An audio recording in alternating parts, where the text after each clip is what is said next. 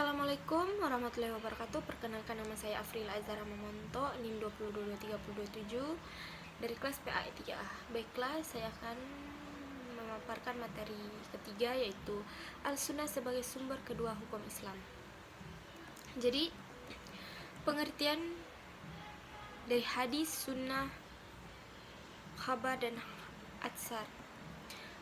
Hadis menurut bahasa adalah etimologi yang berarti khabar, jadid dan qarib.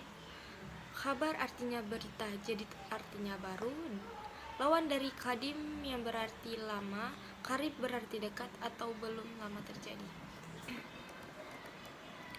Secara istilah, pengertian hadis menurut istilah. Secara istilah, para ulama baik muhaditsin, fuqaha ataupun ulama usul merumuskan pengertian hadis secara berbeda-beda. Perbedaan pandangan tersebut lebih disebabkan oleh terbatas dan luasnya objek tinjauan masing-masing. Pengertian sunnah. Pengertian sunnah secara bahasa adalah yang artinya jalan yang dilalui, baik terpuji atau tercela. Sedangkan pengertian sunnah menurut istilah seperti yang diungkapkan oleh Muhammad Ajaj Al-Khatib, yang artinya segala yang dinukilkan dari Nabi Shallallahu Alaihi Wasallam, baik berupa perkataan, perbuatan, takhir, pengajaran, sifat, kelakuan, perjalanan hidup, baik sebelum Nabi diangkat jadi Rasul ataupun sesudahnya. Pengertian khabar. Secara bahasa, khabar artinya warta.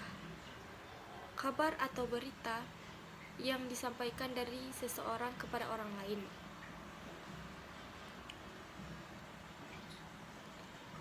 Pengertian atsar secara etimologi. Atsar sebagai segi bahasa artinya bekas sesuatu atau sisa dari sesuatu, dan berarti pula nukilan yang dinukilkan. Pengertian asar secara etimologi. Sedangkan asar menurut istilah terjadi perbedaan pendapat di antara pendapat para ulama, yang artinya segala sesuatu yang diriwayatkan dari sahabat dan boleh juga disadarkan pada perkataan Nabi Shallallahu Alaihi Wasallam.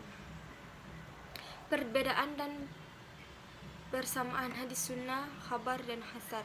Dari keempat pengertian hadis, sunnah, khabar, dan hasar terdapat kesamaan dan perbedaan makna tersebut istilah masing-masing. Keempat memiliki kesamaan maksud, yaitu segala yang bersumber dari Nabi Muhammad SAW, baik berupa perkataan, perbuatan, maupun takdirannya. Dan hadis dapat juga disebut dengan sunnah, khabar, dan atsar. Oleh karena itu, hadis sahih dapat juga disebut dengan sunnah sahih, khabar sahih, ataupun atsar sahih. Contoh-contoh hadis, sunnah, khabar, dan atsar.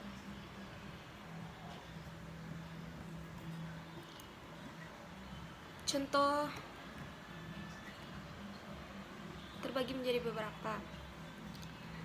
Baiklah, berikutnya bentuk-bentuk hadis juga terbagi menjadi beberapa, yaitu yang pertama hadis qauli. Hadis qauli adalah segala sesuatu yang didasarkan kepada Nabi Muhammad SAW, baik berupa perkataan, ucapan, ataupun sabda yang membuat berbagai maksud syara, peristiwa, dan keadaan yang berkaitan dengan akidah, syariah, akhlak, ataupun lainnya. Yang kedua, hadis fi'li ialah hadis yang menyebutkan perbuatan Nabi Muhammad SAW yang sampai kepada kita. Yang ketiga, hadis takrir, yaitu perkataan atau perbuatan tertentu yang dilakukan oleh sahabat di hadapan Nabi Muhammad SAW ataupun sepengetahuan beliau, namun beliau diam dan tidak menyanggahnya dan tidak pula menampakkannya persetujuan atau malahan menyogokkannya. Yang keempat, hadis hammi. adalah hadis yang menyebutkan keinginan Nabi Muhammad SAW yang belum sempat beliau selesaikan. Yang kelima, hadis ahwali, yaitu hadis yang menyebutkan hal ihwal Nabi SAW yang menyangkut keadaan fisik, sifat, dan kepribadiannya. Model peristiwa hadis. Yang pertama, model peristiwa hadis terbagi menjadi beberapa. Yang kedua, istilah dalam periwayatan hadis terbagi juga menjadi beberapa bagian. Dalil kehujjah hadis.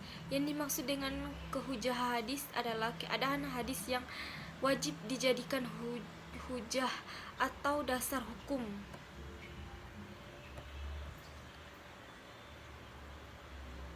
Sekian pemaparan dari saya. Bila ada kesalahan mohon dimaafkan. Billahi taufiq wal hidayah. Wassalamualaikum warahmatullahi wabarakatuh.